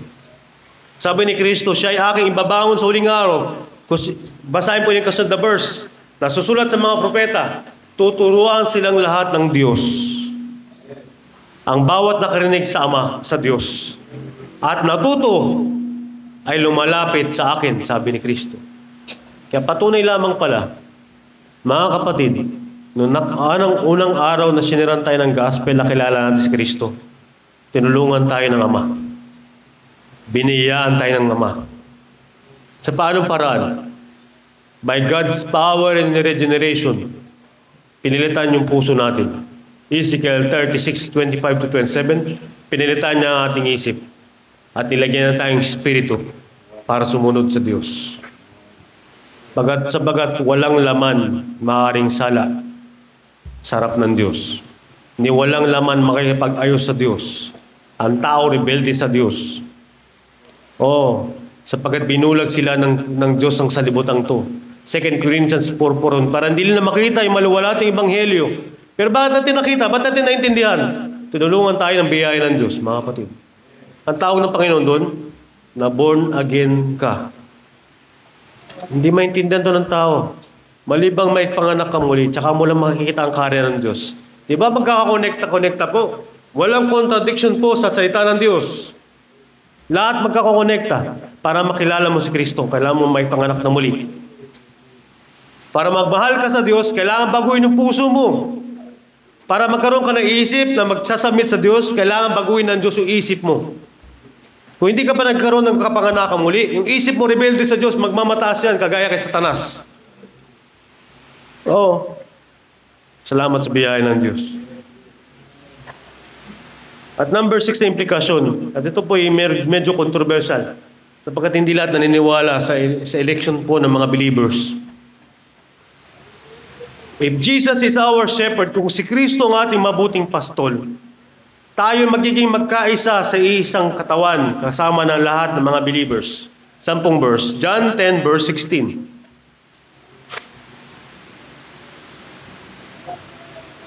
Verse 16, John 10, mayroon akong ibang mga tupa. Sino kaya ibang mga tupa? Alam naman natin yung binanggit ng unang mga tupa sa Ezekiel 34, tsaka ulang mga parts sa John 10 ay mga Hudyo. Sino binabanggit ni Kristo ng ibang mga tupa? John 10:16. Mayroon akong ibang mga tupa na hindi sa kulungang ito. Sila'y kailangan din namang dalhin ko at kanilang diringgin ang aking tinig at sila'y magiging sangkawan at magkakaroon ng isang pastor. Tayo, mga Gentiles, tayo mga pagano, hindi man tayo original na kawan ng Diyos eh. So totoo lang, hindi tayo bayan ng Diyos, mga kapatid. Sapagkat noong una, walang bayan ng Diyos. Tinawag lang niya ang kanyang bayan, pumili siya ng kanyang bayan sa kanyang sarili. Tinuro ni Pastor yan sa doctrine class. Lahat ay naging masama, rebelde, nung nagkasala ang tao. Mula sa isang lahi ng mga sumasamba sa Diyos-Diyosan, tinawag siya si Abraham. Abraham, tinatawag kita. Gagawin kita ang ama ng mga maraming lahi. Mula sa lahing sumasamba sa Diyos-Diyosan, pumili ang Diyos ng isang lahi na sasamba sa Kanya at magiging Kanya. Ang lahi ni Abraham. At sinabi ng Diyos kay Abraham, at mula sa binhi mo, pagpapalain lahat ng mga bansa at tumutukoy kay Kristo Jesus. Si Kristo ang pinangakong lahi ni Abraham na magiging blessing sa lahat ng pamilya. Mula sa lahi ni Abraham, kay Isaac, kay Jacob, at 12. At nagkaroon ng Israel. Oo, sila ang talagang tupa at saka bayan ng Diyos. Pero may binanggit si Kristo, John 10:16. Meron akong ibang mga tupa. Sino yan? Yung mga ibang lahi na hindi naman lahi ni Abraham, hindi naman Hudyo, wala tayong dugong Hudyo. Pero maraming taong nagsisikap sumunod sa Sabbath day para maging matuwid gaya ng mga Hudyo. Hindi tayo Hudyo, tayo Pilipino, Gentiles, pagano, mga taong walang Diyos, parusahan talaga tayo ng Diyos sa impyerno. Sabagat tayo Gentiles sa walang Diyos. Pero sa biyaya niya, nagkaroon na tayo ng Diyos sa pamamagitan ni Kristo. By Him shall all families of the earth be blessed. Si Kristo ang blessing sa lahat ng pamilya. Wala nang tinatangi ang Diyos. Wala na siyang pinipili. Gentiles o Hudyo ay binibigyan ng pagpapala sa pamamagitan ni Kristo. Sabi ng Romans 1:16, basahin ko lang po. Basahin direct lang po saglit ng isang verse. Sabi ng verse na yan, sapagkat hindi ko kinahiya ang Ebanghelyo, sapagkat siyang kapangyarihan ng Diyos sa ikaliligtas ng bawat sumasampalataya, unay sa Hudyo at gayon din sa Grego. Grego, kasi mga Grego yung mga tao sa lugar na yan ng Romano na marami. Pero mga Grego ay Gentiles, kagaya natin. Mga Hintil, pagano, walang Diyos. Pero pinagpala rin sila ng Ebanghelyo ni Kristo, kagaya natin. Salamat sa pagpapala ni Kristo. Kung tutuusin, partida na ng Diyos. Hindi tayo Hudyo, pero niligtas tayo. Hindi ba mas matinding biyaya yon? Kung ang Hudyo makasalanan, niligtas ng Diyos, mas matinding biyaya binigay sa atin. Hindi tayo lahi ng Hudyo, wala tayo sa Israel, pero inabot tayo ng biyaya ng Diyos. Mga kapatid, hindi ba tayo magpasalamat sa Panginoon? Mas malaki ang blessing natin, tinanggap kaysa sa mga Hudyo. Kinawan tayo ng Panginoon. Mga maliliit na isla sa Pasipiko, inabot pa tayo ng Ebanghelyo. Kung tutuusin, problemahin na lang ng Panginoon yung bansa na lang sa Israel. Na ginigera ngayon ng mga Palestinian at mga Islamic na mga puwersa. Yun na lang sana ang problemahin niya. Pero sinabi kasi ni Kristo, go ye therefore and teach all nations, baptizing them in the name of the Father, the Son, and the Holy Spirit, teaching them to observe all things whatsoever I have commanded in your law, and lo, I am with you always, even unto the end of the world. Amen. Matthew 28, verse 19 to 20. Dati wala tayo sa plano ng Diyos, sa totoo lang. Sa original plano ng Diyos, bagamat siya'y sovereign, sa unang plano ng Diyos, Hudyo, Pero sa biyaya ng Diyos, tayong mga hindi karapat-dapat, ginawang karapat-dapat sa harapan niya. Hindi tayo lahat talaga ng Hudyo, mga kapatid. Kung tutusin, tayo kalaban niya ng bayan niya. Tayong kalaban ng bayan niya. Sa panahon ni Moises sa mga hindi Hudyo, kalaban ng Israel. Sila ang nililipol ng mga Israelita, sila ang inuubos ng mga Hudyo. Pero tingnan po natin yung tindi at gravity ng biyaya ng Diyos. Kalaban tayo ng Diyos pero kinaawaan tayo ng Diyos. Hindi lang simple pag-ibig. Sinakripisyuhan ni Kristo. Malayong lugar sa Far East, Southeast Asia pero yan nabot ng gospel. Di pa tayo magpasalamat sa biyaya ng Diyos na hindi niya niloob na matapos ang daigdig na hindi man tayo makapaganig ng gospel. At ngayon, at kahapon, nakapangaral si Pastor Jervis sa mga mangyan na tribo na wala namang gospel. Ang mga paniniwala nila, yung mga bathala at kung sino Diyos-Diyosan nila. Gaano katindi ang biyaya ng Diyos para talikuran mo? Gaano katindi ang biyaya ng Diyos? Isip-isipan mo, ayoko na magsimba. Parang sinabi mo, sobrang entitled ka sa pananampalataya. Parang akala mo, in-spoiled tayo ng Diyos. Hindi tayo in-spoiled ng Diyos. Binigyan tayo ng partida ng Diyos, yung biyaya niya pinaabot sa atin. Mga kapatid, maging isa kasama ng kanyang kawan, magkakaroon ng isang pastor. Si Kristo ang magiging pastor na ng lahat ng mga believers. Hudyo man o hindi Hudyo, Pilipino man o anuman lahi mo, sumampalataya ka, magiging anak ka ng Diyos. Amen. Amen. Salamat sa ilang mga verses. Makikita natin sa mga bagay na ito, makakuha tayo ng ilang mga lesson, mga kapatid. Ano ang lesson na turuturo sa atin ng Panginoon?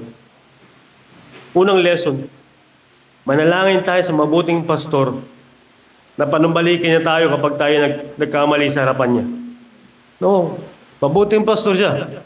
Pansinin mo, ang pastor, ang shepherd, hindi naman lahat nakatayo lang siya na wala sa trabaho Nagbabigay siya ng signal sa mga tupa kung saan pupunta. Dadalhin niya kung sa mabuting damo. Ilalayo sa mga lobo. Meron siyang pangawit sa kanyang staff. Sabi ng Salmo 23, Thy rod and thy staff, they comfort me. Para yung mga tupa na nangalaglag sa mga bangin, sa mga daos-dos, ilayin niya sa leg para may lead niya sa safety. May ilayo niya sa panganib. Yan ang gawain ng mabuting pastor. Kaya nga, manalangin sa mabuting pastor na ibalik niya tayo kapag tayo nagkakamali sa kanya. Hindi tayo perfecto, mga kapatid. Kaya hindi tayo malalaki ulo Hindi tayo self-righteous kasi hindi tayo perfecto Maraming sablay sa atin. Maraming sablay sa ating mga pag-ugali, pamumuhay, at ating mga karakter. Tinutulungan natin ang banal na Espiritu. The fruit of the Spirit is love, joy, peace, long-suffering, gentleness, goodness, meekness, temperance. Pero kailangan natin ng tulong ng great shepherd of the sheep. Sabi po ng Salmo 80, may prayer po ang sumulat ng Salmo 80. Ano ang kanyang prayer sa Panginoon? Awit 80.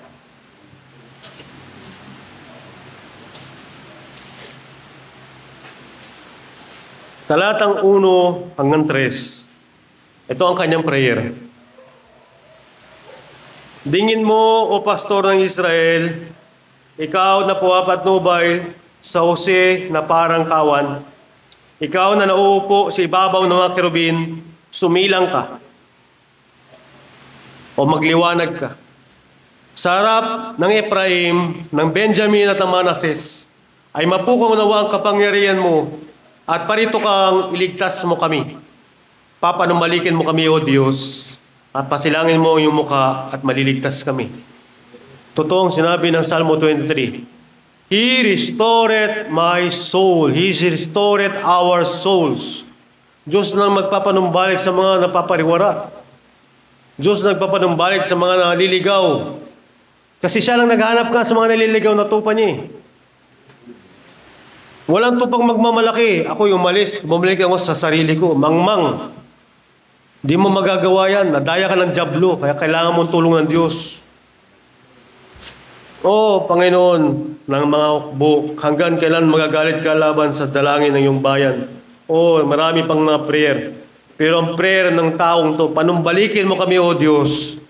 Pasilangin mo ang iyong mukha, iligtas mo kami.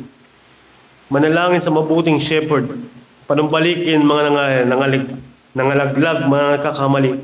Oh, yan ang gagampanin ng Diyos. Parehas lang siya ng Ezekiel 34 verse 12. Balikan po natin yung Ezekiel. Magkakakonekta lang po talaga mga kapatid. Pag naintindihan po natin, ma-appreciate po natin ang Bible. Oh, hindi siya, kung tutusin, hindi siya para sa marunong lang, sapagkat ito'y para sa lahat. At ang Banal na Espiritu magtuturo sa atin ng katotohanan tungkol sa Biblia. Hindi mo kailangan mag-aaral ng doctorate sa theology para maintindihan ang Bible. Hindi mo kailangan 10 taon, 8 taon. Magtiwala ka sa Panginoon, panahanan ka ng Espiritu Santo, makikita mo katotohanan ng Biblia. 34 verse 12, Ezekiel, kung paano hinanap ng pastor ang kanyang kawan sa karawan na siya'y nasa gitna ng kanyang mga tupa na nangangalat. Gayon ko hanapin ang aking mga tupa, ililigtas ko sila sa lahat ng dako na kanilang pinangalatan sa maulap at madilim na araw. Oh, yan ang gagawin ng mabuting pastor. Chapter 34, Ezekiel 34 verse 16. Aking hanapin ang nawala, ibabalik ang iniligaw, tatalian ang nabalian, papalakasin na may sakit, ngunit aking lilupulin ng mataba at malakas. Aking papakainin sila sa katwiran. Yan ang gagawin ng mabuting pastor. Kakalingain niya ang mga tupa niya. Kakalingain niya. Dapat ang mga Kristiyano laging dumepende sa Panginoon. Mabuting pastor nag-iingat sa atin. Huwag tayo maging self-righteous. Huwag tayo mag-iisip na hindi ko kailangan sa italan Diyos. Marami na akong alam. Prayer lang, tapos lakad lang ngayong araw to. At diyan ka nagkakamali. Kaya sablay-sablay mga lakad mo. Kaya nililid ka ng pastor sa mabuting pastoran kung saan pastoran ka nanginginain. May tubig pa sa iyo, ibang tubig iniinom mo.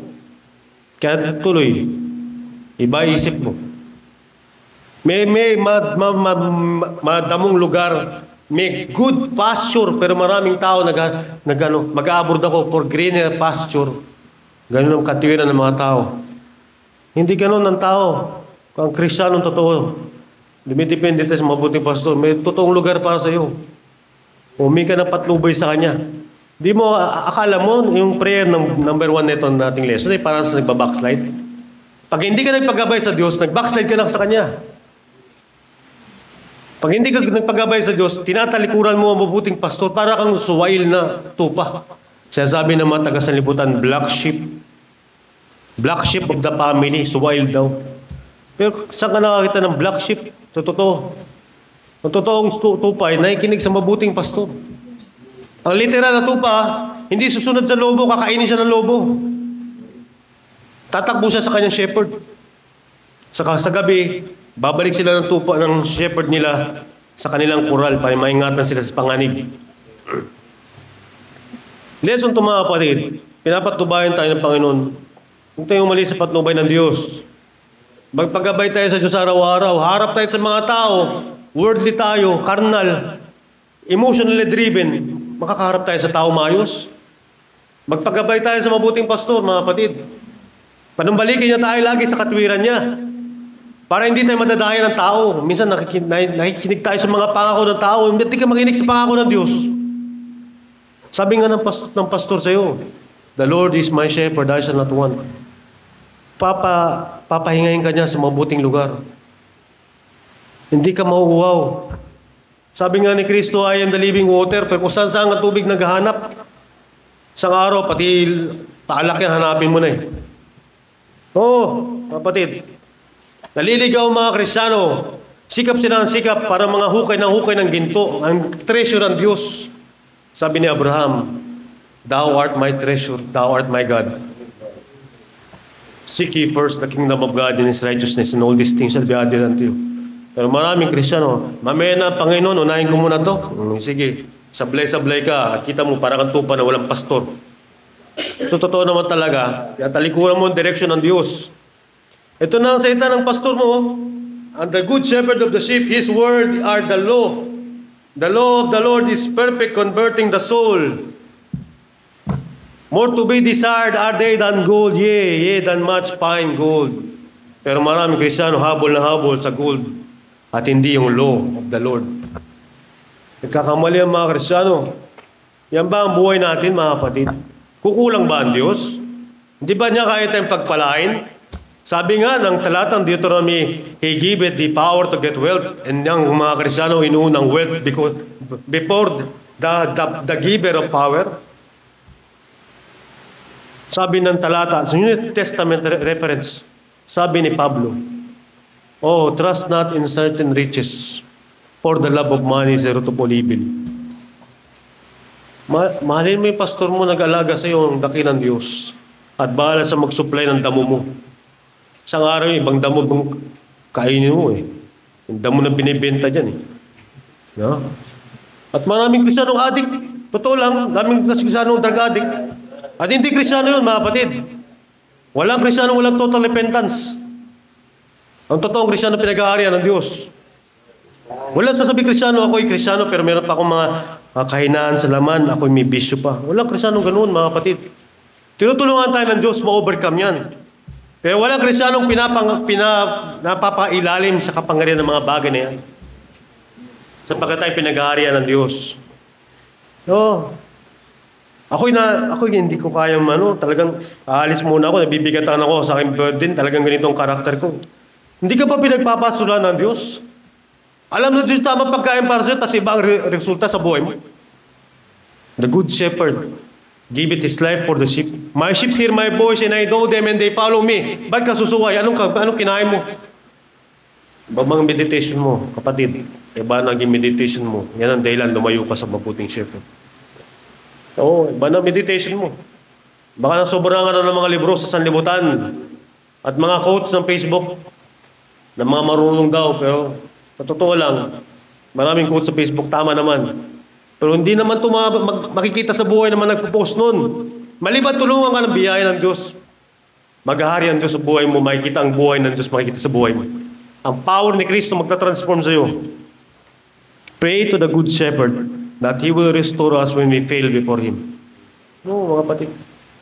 Siya mabuting pastor, pero maraming Kristyano nagpaplano ahead ng mabuting pastor. Maraming plano sila sa buhay, hindi nila kinukonsulta yung dakilang pastor. Di ba? Hindi yung pastor na sinasabi kong leader natin. Pwede ka magsabi, pwede ka mangingin ng prayer. Pero magbibigay ng direction sa iyo, Diyos sa langit. Simple mga instruction lang, mga kapatid. At kapag tinupad mo, at tayo nagpasakop sa Panginoon, may pangako naman ang Panginoon eh. He lead it out beside the still waters. Hindi tubig na rumaragasan ang gusto mong minom, pero hindi ka makainom. Bibigyan ka ng sinumin na hindi ka mahirapang minom. Bibigyan ka ng opportunity na blessings na hindi mo kailangan paghirapan ng malaki. Na hindi mo kailangan talikuran yung pagsamba mo para magkaroon ka ng blessing. Hindi mo kailangan iwanan ang pamilya mo para mag-abroad ka, magkaroon ka ng kwarta. Kasi kaya ka pagpalain ng Diyos. Kung ang Diyos ng Amerika ay Diyos pares dito, kaya niya magpala doon, kaya niya magpala dito. Ang Diyos sa Middle East, ng mga Kristyano doon, pares din sa Diyos dito. Hindi mo kailangan magpunta sa Middle East para magkaroon ng pera. Dahil dito kaya ka rin pagpalain ng Diyos kung mananalig ka sa Kanya. Mamuhay ka para sa Kanya. Nagkakamali maraming Kristyano. Hindi po ito mga cliche. Hindi po ito parang mga radical na parang mga wala sa Biblia. Lahat po ito sinasabi ng Biblia, ang Diyos ang pastor mo. Pakinggan mo ang direction niya. Pakinggan mo saan kanya dinadala. At pakinggan mo saan kanya tinatransform. Maraming masamang bagay sa atin, masamang pag-uugali. Hindi tayo perfecto eh. Diba? Nandiyan pa ating mga pag-iimbot. Nandiyan pa nga ating minsan pa nga, matakaw pa nga tayo minsan. Nandiyan pa nga ating mga pagiging maramdamin, and yet the Lord sustains us every day. Binibuild up niya tayo sa araw-araw, pinapalakas na tayo in the faith. Di ba tayo tinulungan na tayo ng Panginoon? In our regeneration, Ezekiel 34, basahin po na, malapit na naman dyan. 36 pala, Ezekiel 36. Itong ginawa ng Diyos para sa atin, mga kapatid. 25 to 27, kabisado pa nga ni Brother Venus. At ako'y magwiwisik na malinis sa tubig sa inyo, kayo'y magiging malinis sa buo ninyong karumihan at sa lahat ninyong mga Diyos-Diyosan, lilinisin ko kayo. Yan ang gawa ng Diyos, kaya nga wala ng Kristiyano may idols. Hindi ka susunod sa tao, susunod ka sa Diyos, kay Kristo ka tumingin. Hindi. Nag-disciple sa'yo, siya na magsusunod sa'yo. Sumunod ka sa nagligtas sa nag-disciple sa'yo. Na? 26, bibigyan ko rin naman kayo ng bagong puso. The new heart. The new heart for Christians. To beat for God. Lalagyan ko ulob nyo ng bagong diwa. A new mind to mind after God. At aking alisin ang batong puso sa inyong katawan, yung puso natin na bato, na hindi nagmamahal sa Diyos, na hindi nagmamahal sa mga bagay tungkol sa Diyos at mga bagay tungkol sa kapwa natin, aalisin ng Diyos yan. At aking bibigyan kayo ng pusong laman, puso na titibok na, at merong affection, may emotion, may pagmamahal na hindi kagaya dati. 27, aking lalagay ang aking espiritu. Pansinin po nyo, anong espiritu po yan? Big letter E. The Holy Spirit dwelleth upon the Christian. Sa loob ninyo, palalakarin ko kayo na ayon sa aking mga palatuntunan. Inyong iingatan ang aking mga katulan at isasagawa. Yun ang dahilan. Yung John 10:27, my sheep hear my voice and I know them and they follow me. Ba't kaya naging masunurin yung tupa? Kasi nilagyan ng Espiritu ng Diyos para sumunod sa Diyos. Hindi dahil may tatakutin ka, aambahan ka ng armalet, mamamatay ka pag hindi sumunod ka sa doktrina. Umalis ka dito sa simbahan, mamamatay ka, mawawala ka. Hindi ganyan ang relihiyon. Hindi ganyan ang pananampalataya. Walang persahan, walang tagabantay. Nakakatakot, pag kumain ng dinugan, matitiwalag ako. Hindi ganyan ang pananampalataya. Sapagkat ang Diyos sa langit, nakikita niya lahat ng ginagawa natin. Kailangan pa ba tagabantay? At kung tayo Kristiyano, at pinanahanan tayo ng Banal na Espiritu, susunod tayo sa kanyang kalooban. Gagawin natin ang kanyang palatuntunan. Yun ang kaibahan. Mag-iisip kayo, ba't kayo yung iba, ganun ang buhay nila? Ba't kayo nagpapakailangan Kristiyano ganun? Hindi nila pinipilit yun, mga kapatid at mga kaibigan. Hindi po pinipilit ang buhay Kristiyano. Kagaya ng sanggol na pinanganak na natural na iiyak, ganun din ang Kristiyano, natural na kikilos Kristiyano sapagkat pinanganak siya ng Diyos. Oh. Mahirap lang magpanggap na Kristiyano, hindi talaga nabuhay sa Diyos. Mahirap, pwede ka magsikap, sisikap ka, magsimba-simba ka din, maglingkod ka rin sa Panginoon, pero darating ang time, lalabas ang boiling point, breaking point lalabas, sasabihin mo, ang hirap sumunod sa pananampalataya, sapagkat wala kang buhay sa Diyos. Paano ka mabubuhay na parot kung hindi ka maparot, manok ka pala. Kung manok ka, kumilos kang parang manok. Pero kung parot ka, nandun ka sa hawla, magsalita ka na parang parot. And we are Christians, we speak like Christians. We live as Christians. Sapagkat tayo Kristiyano, pinanganak sa Diyos. O, diba mga kapatid? Number 2, the good shepherd shall bless us by his word, by using his preacher. Ecclesiastes 12, Old Testament po. Sabi po ng Ecclesiastes. Ilang mga verses po, bago tayo matapos. Ecclesiastes 12.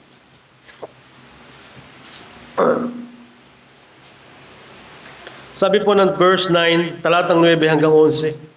At bukod dito, sapagkat ang mga ngaral ay pantas at nagpatuloy siya sa pagtuturo ng kaalaman sa bayan, o siya ay nag-aaral at sumisiyasat at umaayos sa maraming kawikaan.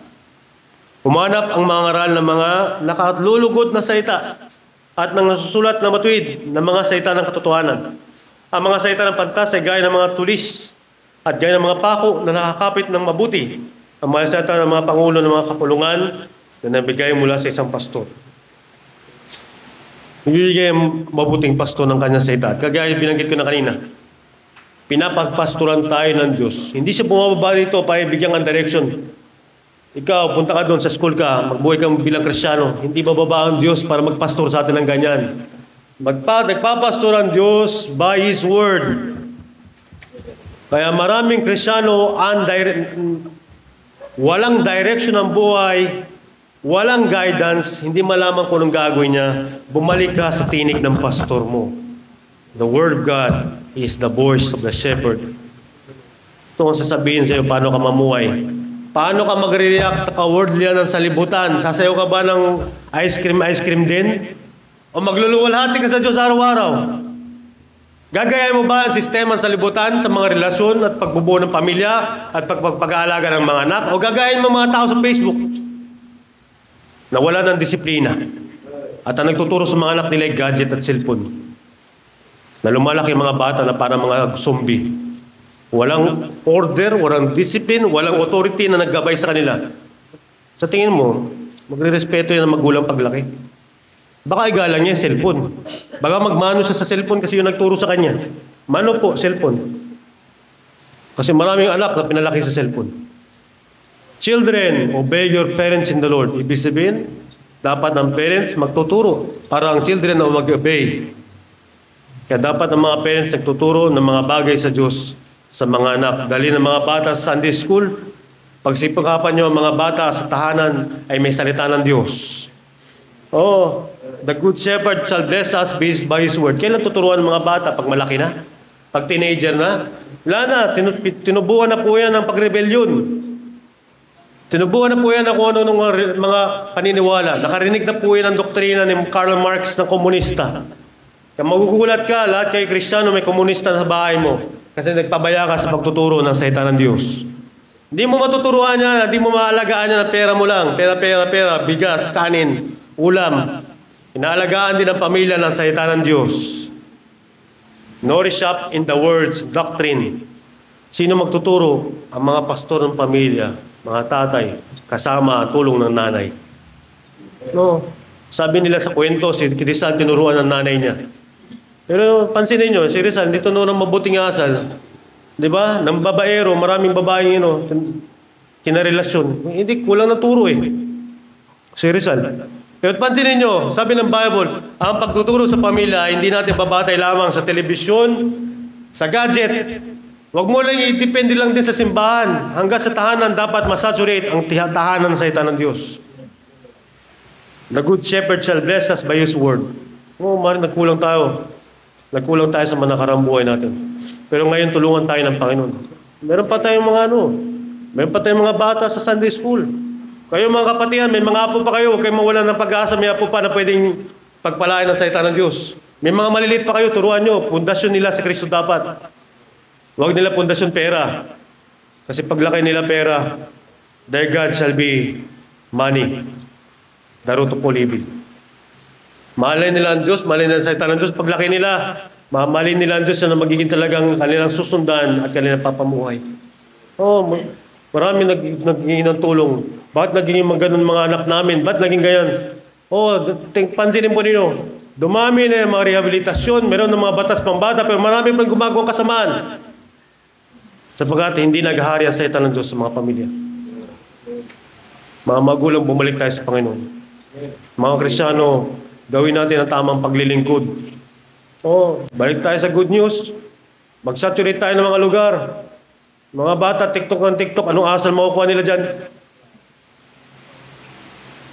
Mga kapatid, manonood sila ng mga palabas, ng mga artista, mga bad moral example. Ano matutunan nila sa mga artista naghihiwalay? Mabuti halimbawa ba yun? Pero hinayaan nyo manood ng mga Korean drama, mga anak nyo. At pinapangarap nyo makapunta sa Japan, yung mga anak nyo. Pangit po. Hindi yan ang kalooban ng Diyos. Gusto ng Diyos pagpalain tayong lahat. Kung saan siya nagpapastor sa atin. Sa mabuting pastulan. Mga kapatid. And last, the good shepherd shall make us perfect in every good work to do His will. Hebrews 13, 20-21. Ito pong ang gawa ng Diyos. Kung sa simula, sa regeneration, binago ang puso, binago ang isip, paano tayo magiging maayos bilang mga Kristiyano? Paano tayo magiging matapat para pag bumalik si Kristo, matagpuan tayong matapat? Pangawakan po natin yung pangako ng Diyos sa sulat sa Hebreo 13. Basahin po natin Hebreo 13, 20, 21. Basahin ko po. Ngayon, ang Diyos ng kapayapaan na muling nagdala mula sa mga patay sa dakilang pastor ng mga tupa sa pamamagitan ng dugo na walang hanggang tipan sa mga tuwid bagay ang Panginoon nating si Jesus ay pakasakdalin nawa niya kayo sa bawat mabuting gawa. Sino gagawa? Ang Diyos. Gagawin niyang perfect ang ating mga gawa upang gawin ang kanyang kalooban na gawin sa atin ang nakalulugod sa paningin niya sa pamamagitan ni Jesucristo na mapasa Kanya nawa ang kaluwalhatian magpakailanman, siya nawa. Ang mabuting shepherd of the sheep, the great shepherd of the sheep, siya ang gagawa sa ating mga buhay para gawin tayong sakdal. Yan ang gawa ng Diyos.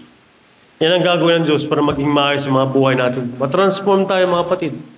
Maging conforme tayo kay Kristo. May pamantayan ng Diyos. Yun ang ating hanapin. May direction ng Diyos. Doon tayo bumalik. May sinasabi ng Diyos yung ating painggan. Mga kapatid, yan ang mabuting pasto. Maaaring nasaktan tayo sa mga katotohanan. Pero, mabuting pasto natin. Gusto na tayo mapabuti. Ini-encourage tayo. Nagkamali tayo na nakaraan. Ngayon, meron tayong mga tsansa. Habang nabubuhay pa tayo, gawin natin yung kalooban niya, gawin natin yung direction niya. Hindi na tayo ipapahamak. Dadalhin niya tayo sa mabuting lugar. Hanggang langit niya, dadalhin niya tayo. Masamang lugar ba yun? Yan ang mabuting pasto. Pagpalain po tayo ng Panginoon.